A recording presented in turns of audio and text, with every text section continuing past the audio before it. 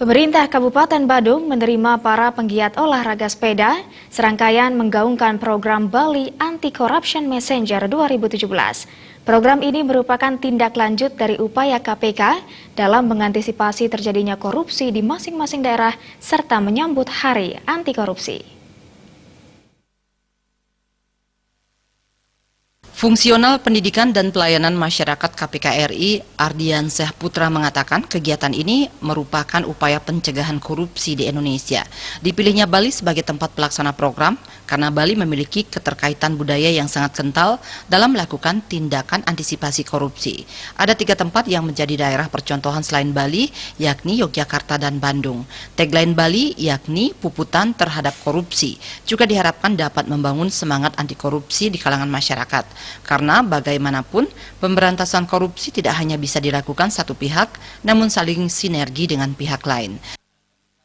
Bali merupakan 22 lokus yang saat ini menjadi prioritas juga terkait dengan program Kosubga. Dan memang kalau dari bicara membangun budaya itu kita melihat bahwa Bali ini sangat kental pendekatannya dengan budaya. Jadi dengan kegiatan yang pendekatannya ke seni dan budaya ada 3 tempat di Jogja, Bandung, dan salah satunya Bali. Itu bagaimana nanti mungkin proses-proses pencegahan anti korupsi dengan membawa nilai-nilai yang ada di Bali itu kan sebenarnya udah selaras ya, tapi bagaimana kita nanti nilai itu juga bisa membangun gerakan anti korupsi sih. Sementara Wakil Bupati Badung Ketut Suhyase menyambut baik kegiatan dari penggiat olahraga sepeda dalam usaha membangun budaya anti korupsi.